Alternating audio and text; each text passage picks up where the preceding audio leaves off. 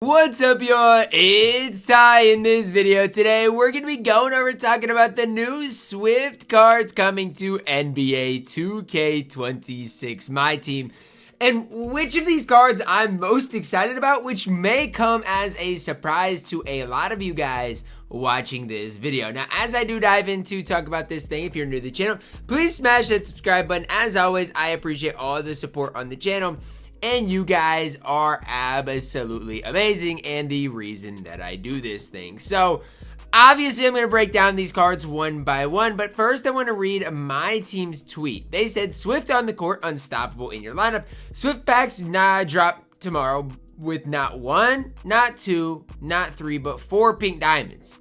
Russell Westbrook, Katie Smith, Kristaps Porzingis, Chris Webber. Those are the 4 pink diamonds. And the card that I'm most excited about is the Diamond Stpehon Castle. And again, I'll break down why I am so excited about what he is going to bring to the table for you guys as well. Now, here's the deal. Let's start with Stpehon Castle, right? I got 2KDB up. I know exactly what this Castle card is going to look like. Hotspots from 4 out of 5 places around the arc. Comes with an 85 3 ball, 90 driving dunk. He's 6'7", good sweep ball, good ball handle, good speed, great defense. There's literally no flaws in Stpehon Castle at all.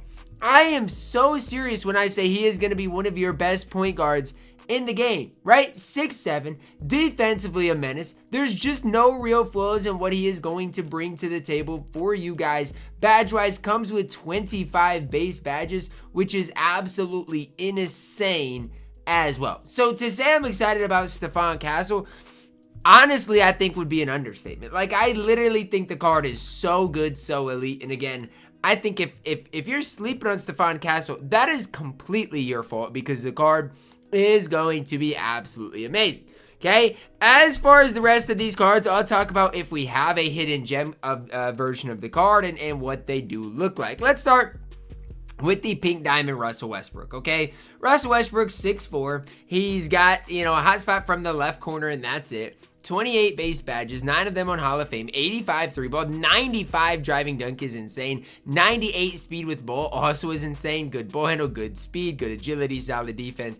I also think Russell Westbrook's going to be decent. Now, I got to be honest, I've not played with Russell Westbrook at all this year, so again, even when you look at his release, I don't know what that's going to ultimately look like, but as long as Russell Westbrook has a good release, I think the card is going to be solid, because I feel like, yeah, he's only 6'4", which is tough because he's not going to be able to standing dunk.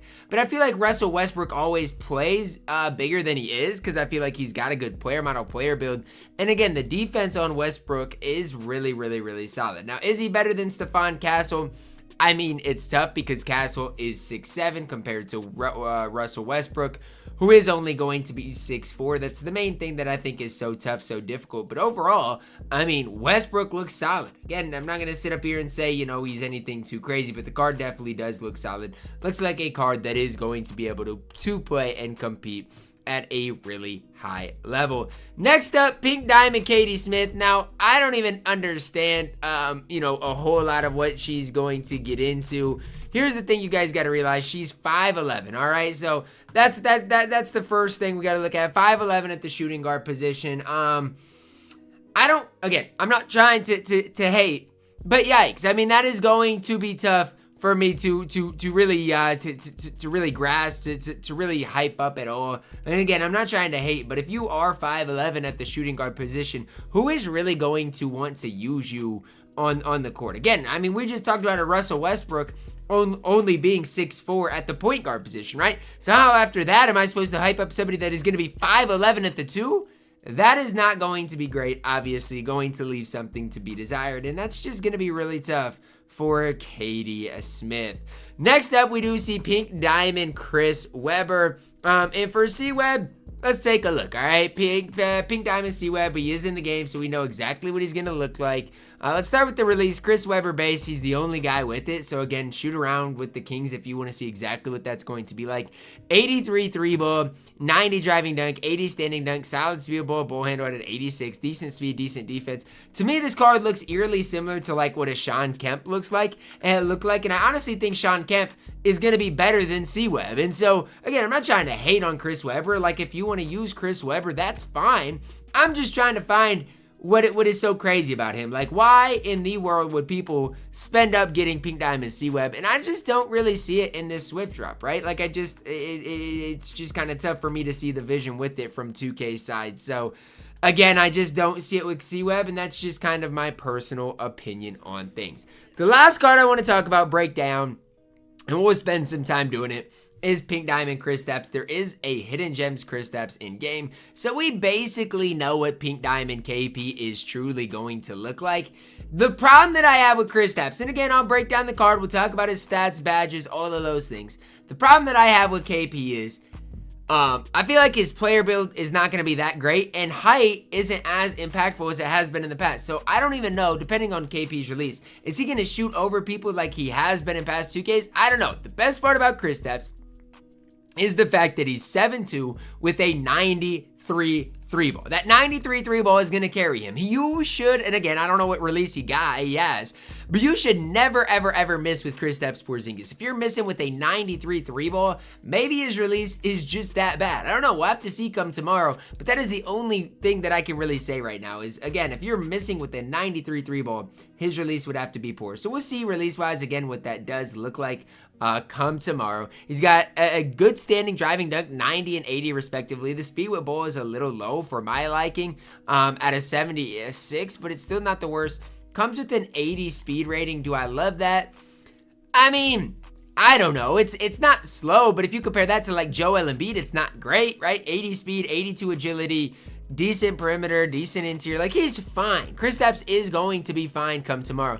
Again, the big thing for me is I don't know if Kristaps is going to be as impactful as he has been in the past. Even if you compare Kristaps to Hakeem, who we saw last week, I think Hakeem could be better than KP. And again, we'll see how that does end up, coming to fruition, if that ends up being true or not. I don't know.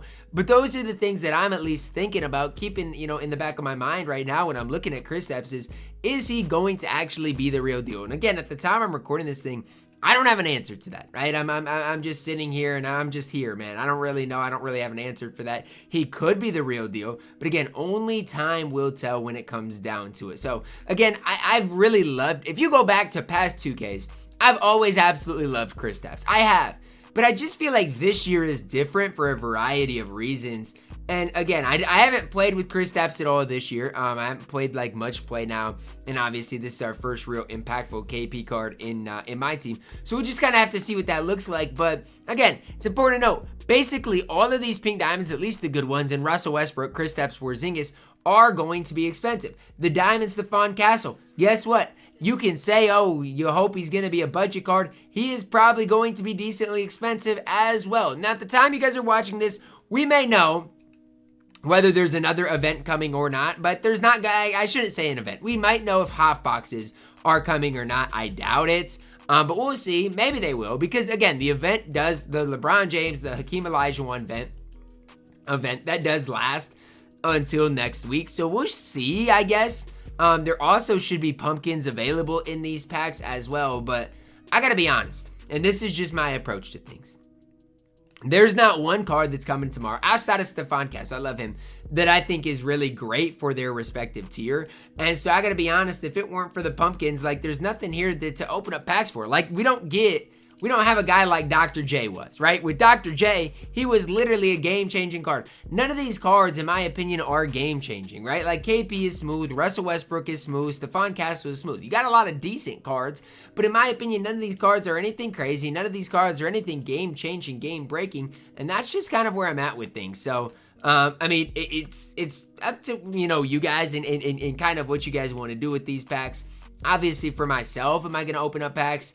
I don't know, man. I got my King of the Court VC. I wish I could go and get LeBron James easier. Obviously, that's not necessarily been the case. So I don't know what I'm going to do. But again, is there any of these cards that I would pull that would make my squad? I mean, maybe Stpehon Castle, which is crazy. Like, he would be maybe it. If I got KP, I'd try him out. But my thing is this with KP. He's basically got the same speed as Jack Sigma. And if I am in love with Jack Sigma's release, I mean, I get he's a little bit taller, but again, I want you guys to know and realize height matters, but this year at the center position, it's not as impactful as it has been in the past.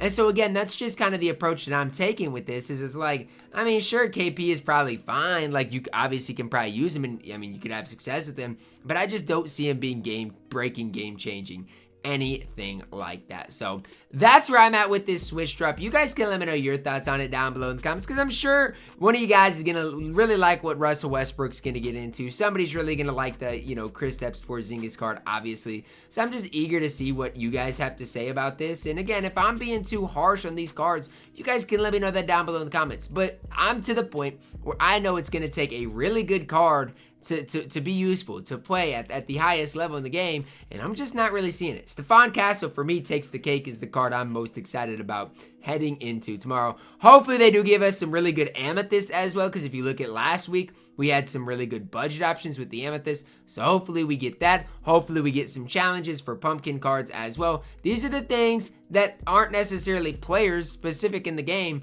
but that I do want to see heading into tomorrow. So let me know your thoughts on this down below in the comments, guys. Drop a like on the video, subscribe if you are new, and as always, man, I love you guys, and have a blessed day.